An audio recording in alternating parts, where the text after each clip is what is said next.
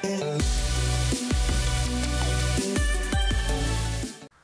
guys, it's Drax. So we are in Ohio. It is very cold. Vlad went out and found the SMG by BoomCo. It's part of their Halo line.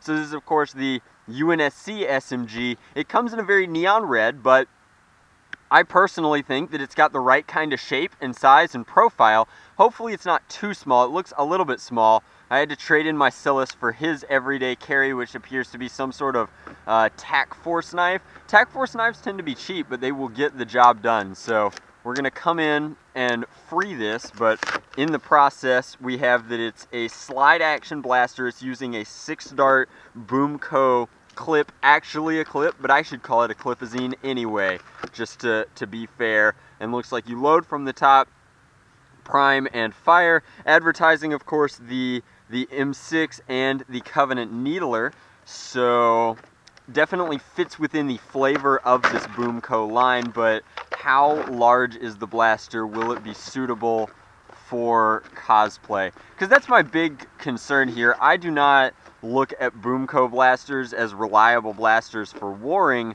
I look at them in this line particularly as blasters that I could be using for cosplay or for prop work. So it looks like it's of a reasonable size, that this would be fine for a convention, if your convention allows firing props. Now, in its stock form, I don't mind the design of it. I think that it looks pretty cool. The solid red on the black is of course a color combination that I am familiar with and enjoy, but it definitely looks like an SMG. I wish it primed using this, and it's interesting that this has so much wobble in it because it doesn't collapse one way or the other. So that would be a con for me. There is of course dart storage in the stock here, but the stock is non-adjustable. So this is one solid piece of plastic with a lot of rickety kind of creak to it.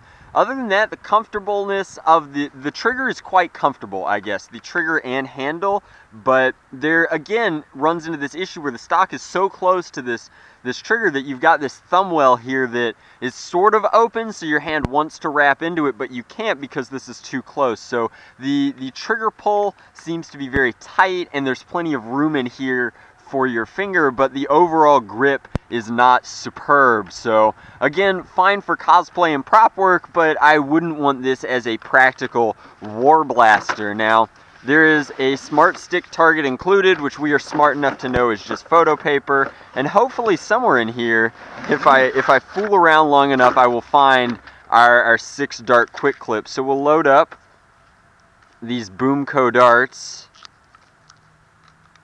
really quick. They're trying to stick to one another. That's how you know they're new. Black on red darts to match a black on red blaster. The gray clip is pretty cool, so clicking that into place, and we are definitely locked and loaded. I'm not sure if this is supposed to be an iron sight. It's definitely not a point that I would be comfortable clipping a bandolier to because it's such thin plastic on top. So that's an interesting design choice. Maybe it's supposed to be part of your sight, except your clip, if you use a larger one, would impact this line of sight. So I think that you actually want to be further into your clip before you start aiming, because the iron sight here lines up here and the clip is in the way. So with the 6 clip, it's not the end of the world, but it's such a terrible capacity for something that's supposed to be a submachine gun that I would much rather throw one of the 20s in here and go to town. So this is our slide, which you almost wouldn't know. I will give props to Mattel that this is a very well integrated slide, because it's detailed like the blaster in such a way that it's tricky, it's almost sneaky. So we're chambering with the prime, and then there is a return spring, so it slides home in a pretty nifty fashion, and then firing. This target over here is exactly, well, not exactly, it's somewhere between 50 and 60 feet away, given that I'm standing not quite at Vlad's fence. So I will shoulder fire a few flat shots, except I'll do it out here so you guys can watch the blaster function. Not terrible. In fact, we did not fire, so we are officially home there and firing. Claimed ranges of about 60 feet. It did not reach the target, but if we angle a shot, Still did not reach the target. We can walk these off in a second, so I'll fire one more.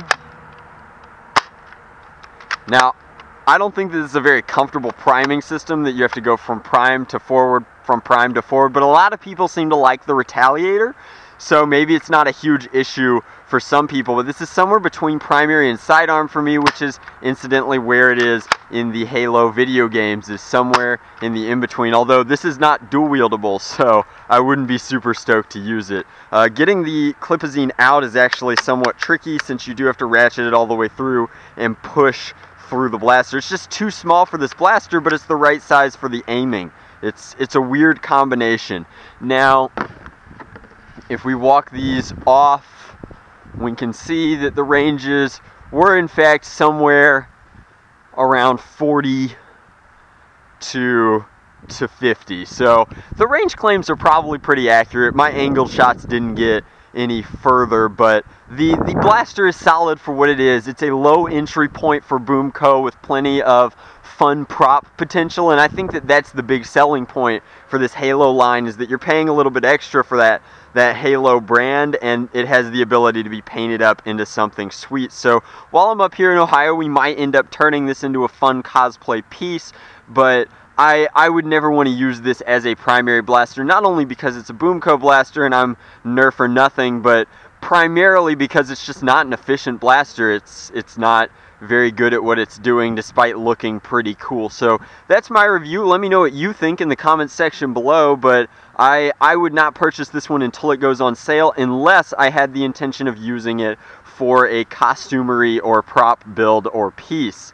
So thank you very much for watching. Hopefully this video helped you and helps you make better purchasing decisions. I would definitely grab a Retaliator over this, because at least it shoots Nerf darts and does that well.